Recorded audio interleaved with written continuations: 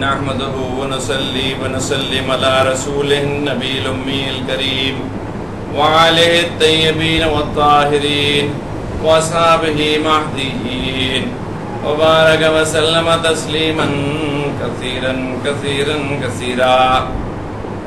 أما بعد فأعوذ بالله من الشيطان الرجيم. بسم الله الرحمن الرحيم. فاذكروني أذكركم واشكروا لي ولا تكفرون. يا أيها الذين آمنوا استعينوا بالصبر والصلاة إن الله مع الصابرين. ولا تقولوا لمن يقتل في سبيل الله أموات بل أحياء ولكن لا تشعرون. ولنبلونكم بشيء من الخوف والجوع ونقص من الأموال والأنفس والثمرات وبشر الصابرين الذين إذا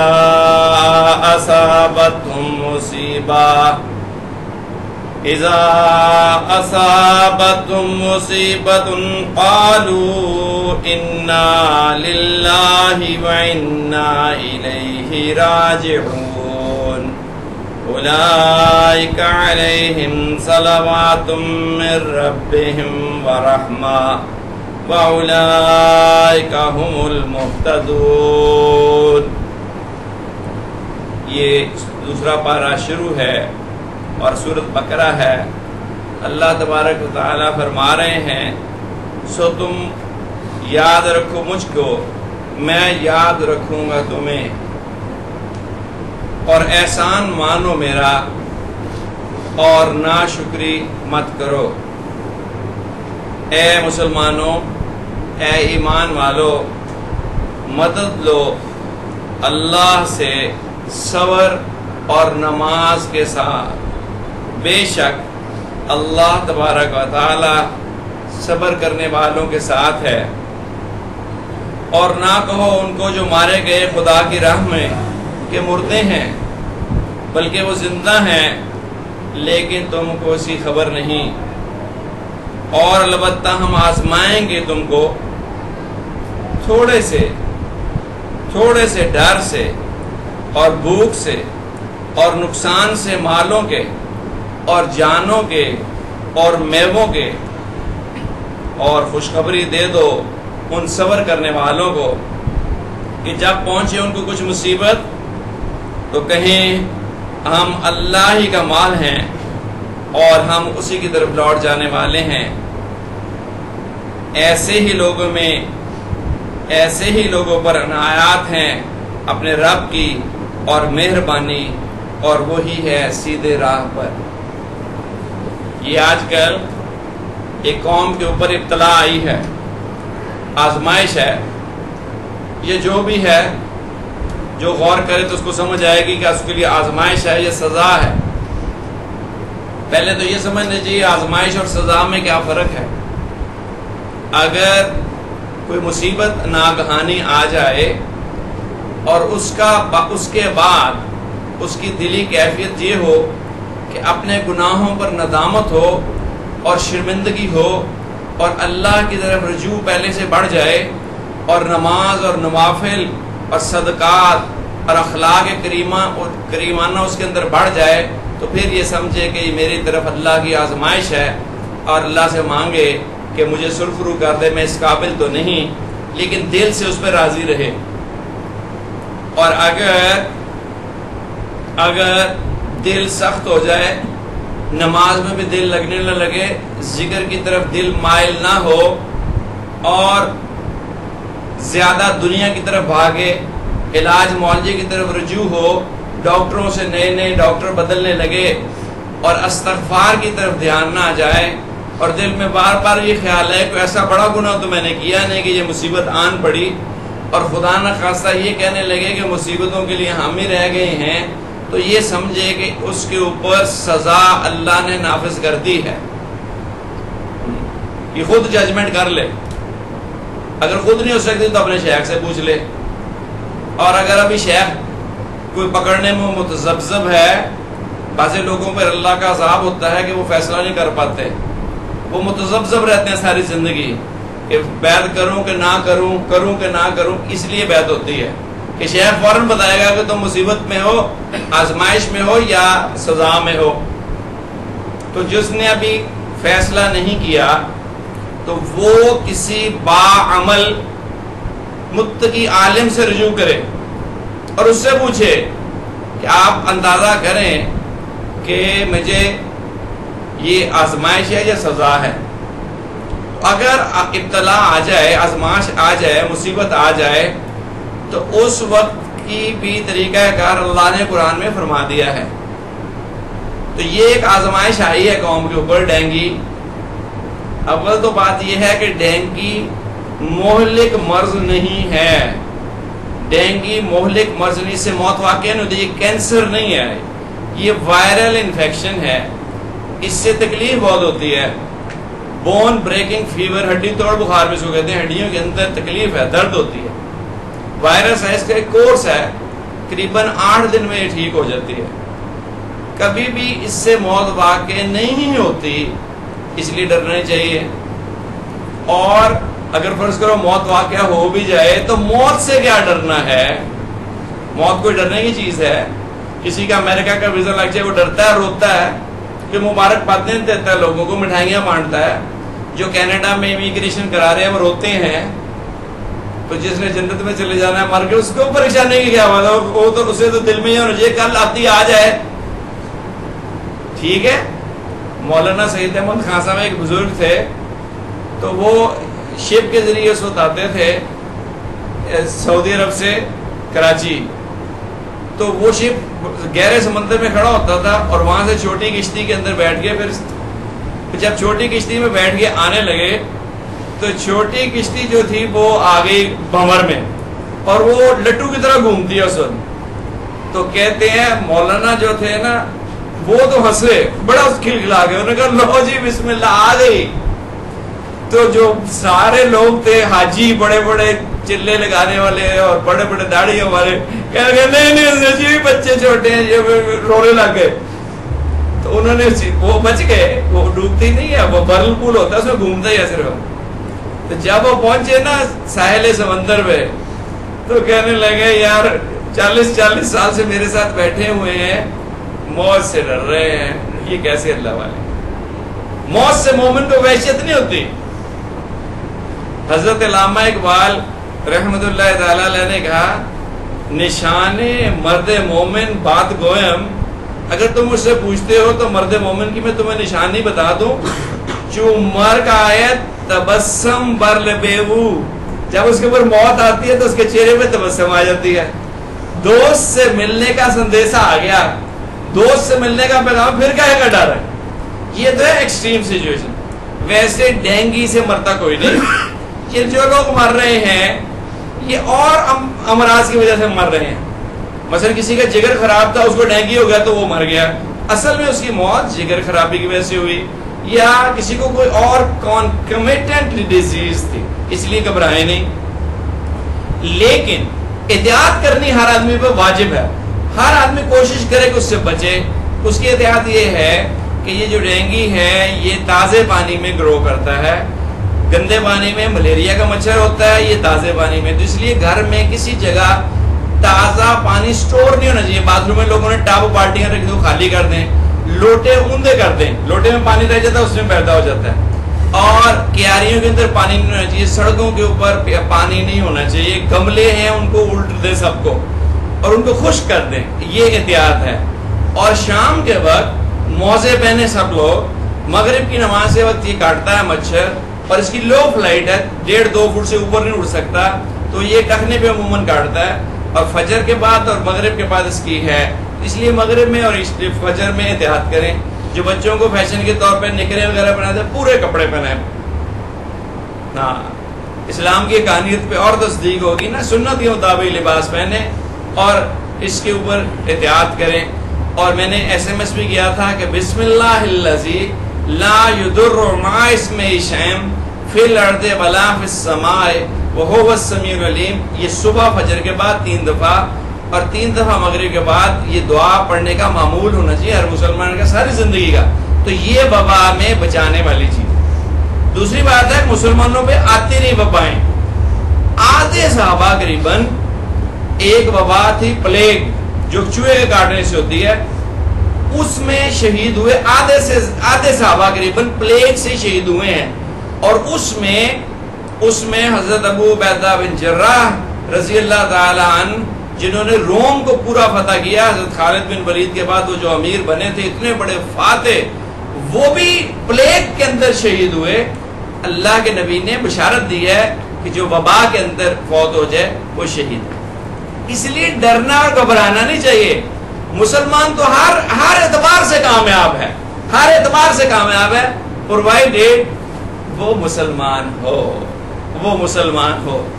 تو یا ایھا الذین آمنو، اے ایمان والو جنہوں نے کلمہ حق پڑھ لیا، اللہ کو اپنا وحدہ لا شریک مانا اور رسول اللہ صلی اللہ علیہ وسلم کو اپنے رسول اور ہادی مانا، جب کوئی مصیبت آ جائے تو یہ بھی تمہیں قرب بتا دیتے ہیں کہ اللہ سے مدد کس طرح مانگنی ہے، صبر کے ساتھ اور نماز کے ساتھ.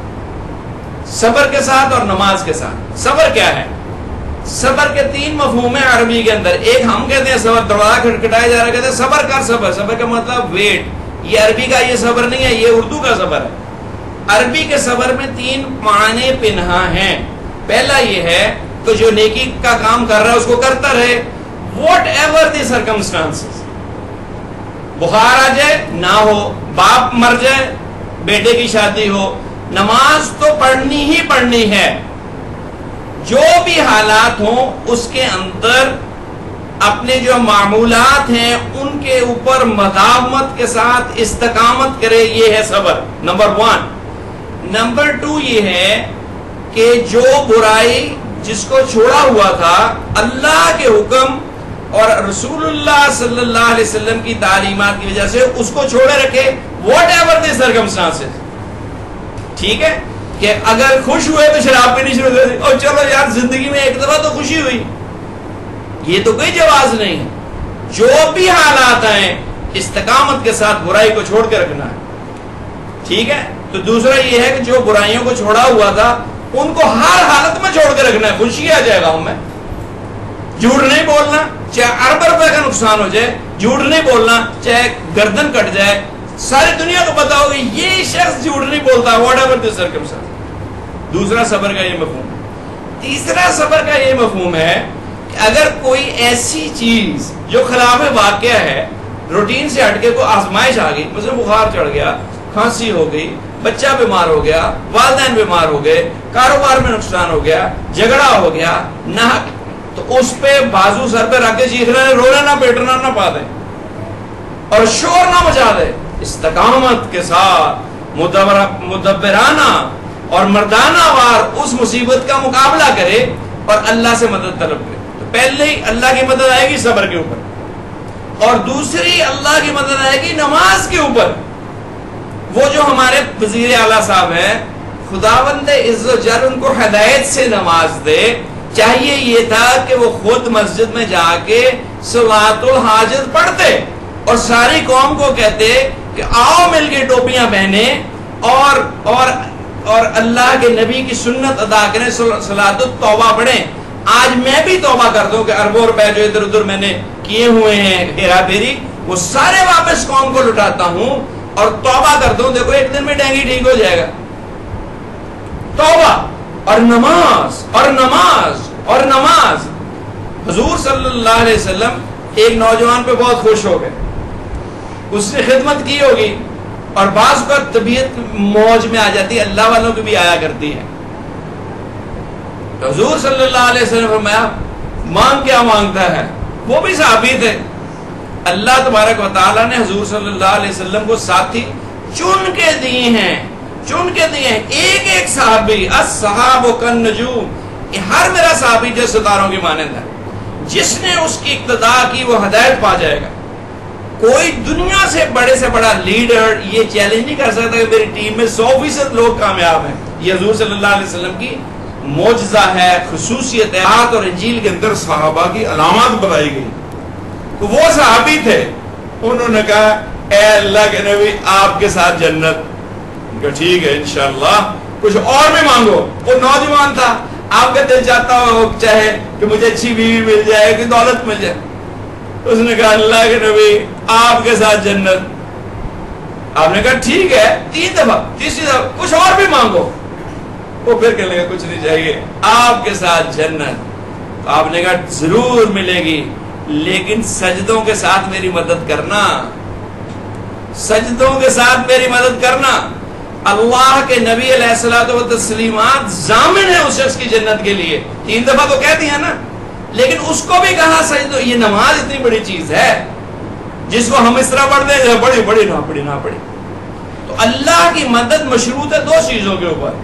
ایک صبر کے اوپر، جو میں نے اس کا مفہوم بیان کر دیا کہ نیکی کے اوپر جمع رہے، ڈٹا رہے. برائی کو جو چھوڑ دیا چھوڑ دیا. جھوٹ نہیں بولنا، جھوٹ نہیں بولنا، کچھ ہو جائے، غلط نہیں تولنا، بد اخلاقی نہیں کرنی، کینہ نہیں رکھنا. جتنا اسلام ہے وہ سارے کا سارا نہی عن المنکر کے اوپر ثابت قدم رہے.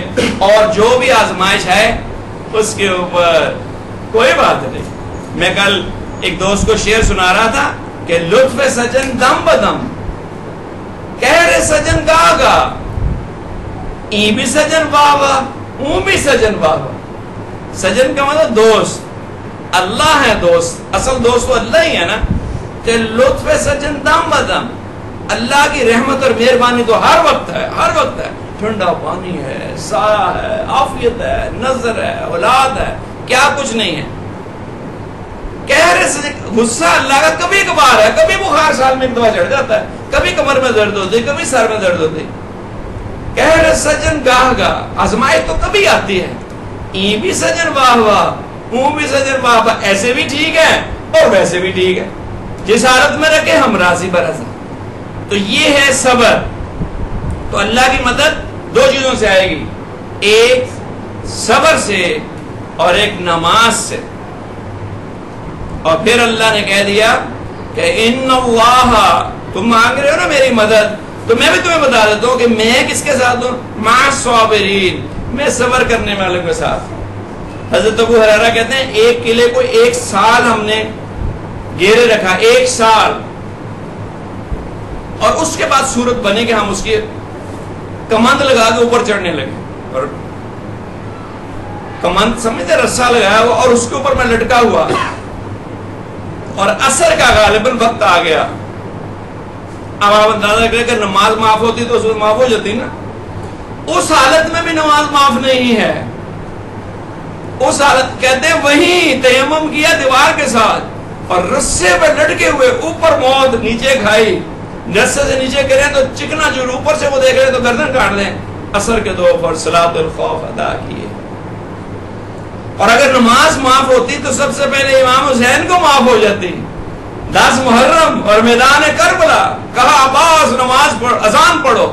ان سے کہا زور کی نماز پڑھنے دیں. ان کے نزدیک یہ باغی تھے، باغی خارج از اسلام ہے. انہوں نے کہا تمہاری کون سی نماز، تم تو اسلام سے خارج ہو، ہم نے جنگ نہیں روکنی، نماز نہیں پڑھنی. حالانکہ عیسائی اور یہودیوں سے بھی جنگ ہوتی نماز کے لیے، وہ روک دیتے ہیں. انہوں نے کہا پڑھو اذان. انہوں نے اذان پڑھی، انہوں نے تیر مار کے ان کو بھی شہید کر دیا. پھر ایک اور نے اذان، اس کو بھی شہید کر دیا. اکیلے ہی رہ گئے. انہوں نے اللہ اکبر کر کے نیت باندھ لی. تینوں کی انہوں نے بارش کر دی. چھلنی ہو گیا سینہ، رکوع کیا، سجدے میں گر کے تو اس نے گردن کاٹی. اگر نماز معاف ہوتی تو امام حسین کو معاف ہو جاتی کہ اب جان پہ بنی، بندہ ہی کوئی نہیں، آخری میں بننا ہوں، جنگ ہو رہی. لیکن انہوں نے بھی نماز ادا کی. تو نماز کی بڑی اہمیت ہے. تو ان اللہ مع الصابرین، اللہ تعالیٰ صبر کرنے والوں کے ساتھ. اب آگے ایک اور بات ہے، یہ موضوع علیحدہ ہو جاتا ہے، اس لیے میں اس کا صرف ترجمہ پڑھ دیتا ہوں، اس پہ بات انشاءاللہ پھر کریں گے. وَلَا تَقُولُوا لِمَن يُقْتَلُ فِي سَبِيلِ اللَّهِ أَمْوَاتٌ، جو اللہ کے راستے میں اللہ کی محبت میں اتنا بڑھ جائے کہ اپنی جان بھی قربان کر دے. اللہ نے بھی اس کی قدر کی ہے. سب سے قیمتی چیز جان ہے نا، جس کے لیے جان پہ بنی ہوئی ڈینگی کا نام سن کے ہپائیاں اڑ جاتی. موت کا خوف ہے. تو جو اپنی زندگی کو قربان کر دے تو اس کو مردہ مت کہو. بل احیام، وہ زندہ ہیں، ولکن لا تشعرون، تمہیں نہیں پتا، تمہیں شعور نہیں ہے. جو شہید ہے وہ زندہ ہے، اس کی زندگی کس قسم کی ہم نہیں جانتے. اللہ تعالیٰ ان کو رزق بھی دیتے ہیں، اور شہید خون کا پہلا قطرہ زمین پر پڑتا ہے اس کو جنت دکھا دی جاتی ہے. اب مومنین کے لیے ایک اور چیپٹر کھلا. وَلَا نَبْلُوَنَّكُمْ، آپ کیا سمجھتے ہیں کہ جنت ایسے مل جائے گی اور آپ کو آزمایا نہیں جائے گا؟ 20 روپے کا مٹکا خریدتے ہیں تو اس کا سے بجا کے دیکھتے ہیں کہ اس میں ٹڑک تو نہیں ہے، اس میں ٹوٹا ہوا تو نہیں ہے. شیشے کا جگ خریدتے سے ایسے ہی کرتے ہیں نا. تو مومن کو بھی تھوڑا سا آزمایا جائے گا.